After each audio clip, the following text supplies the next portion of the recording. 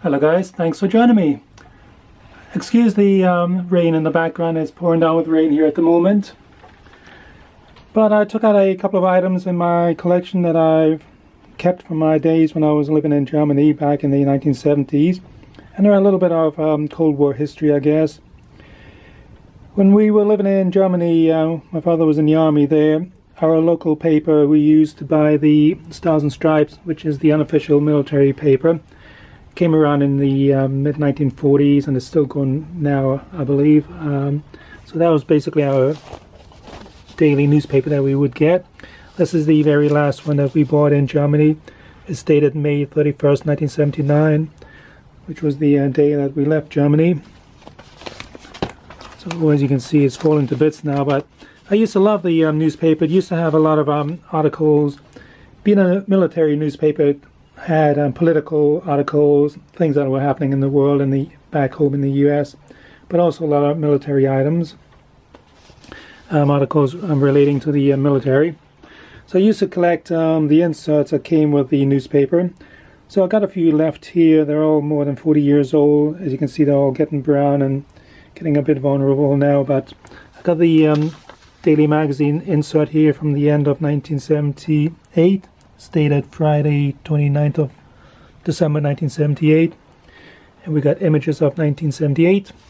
So we've got Carter up there. He did the peace accord with Sadat and the Israeli Prime Minister Begin. That's a famous photograph there. I remember that crash. It was in San Diego, killed about 144 people. And we got a photograph of the revolution in Iran. Just things that happened that year, like the first cross-Atlantic flight by balloon. The Polish guy, Pope John the second or whatever the hell he was elected in 1978. As Pope. Got the Guyana murders, and they had some kind of a sect in Guyana, and they all drank poison, and as I said there, 900 people died of poison.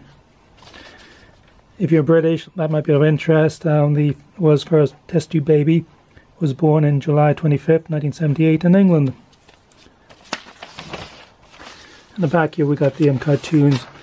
But as I say, it's a military newspaper, so a lot of the articles were to do with the military, and I've got a couple of items here to show you that I've kept over the years. This one here is dated November 16th, 1978, so it would have been 13 when I collected this thing. And it says combat in cities, and it shows American soldiers, infantry, doing house-to-house fighting. They called it fibula, fighting in built-up areas. And Americans had a lot of experience fighting in cities due to the fighting in Germany in 1944 and 45. So it has these photographs of soldiers here doing their training. There's a medic there.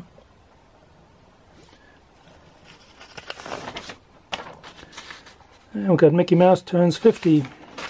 And again, the cartoons. I used to love the cartoons. We got the Wilds of Waldflecken. Waldflecken was a training area on the outskirts of, well, near the East German border, actually, about 20 miles or so from where we lived. And my father and his unit used to go up there on a regular basis to do maneuvers. It was up in the hills, up in the mountains. And you got these photographs here of U.S. soldiers in Waldflecken doing their exercises. Got a bridge laying tank there. And again, we got the cartoons here. West Germany, the engine that won. This is dated December 15th, 1977. And then this has always been my favorite bit that I've collected. It just says the infantry, and it is dated April the 5th, 1978. And we got a artist who did various drawings of troops on maneuvers. So we got Cold War warriors. So got all the American soldiers there. Got a soldier there with a M60 and then the M16 rifles. I like the top picture there of the crew of the armored personnel carrier. That's an M113. We got mortar men. That one says combat ready. I like that one, a NCO retired after 20 years. My father retired just a year after that, and he basically looked the same as that. Attacking uphill. Good sight picture. Soldier with the M60. I walk through a sea of mud. Got a Bundeswehr attached for training.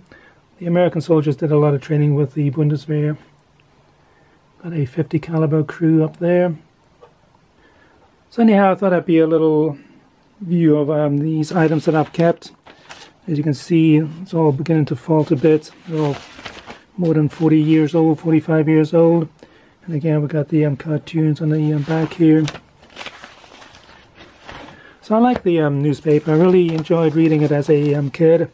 Used to cut out bits and pieces. It was just a basic newspaper.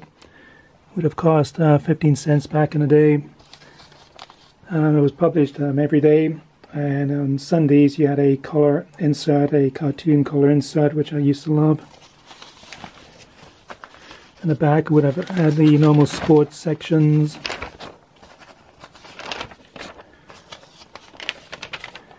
And I used to love the cartoon sections.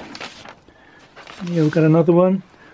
Home on the range at Bargain Hoa.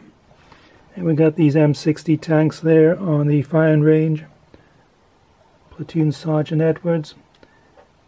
66th Armored. So that's a kind of tanks that my father would have been working on at the time. You can see all the mud and all the dirt there. It was an exciting time, I guess, for a soldier. It was certainly an exciting time for me as a dependent, as a kid there. So anyhow, that's enough nostalgia for today. I'll leave it at that.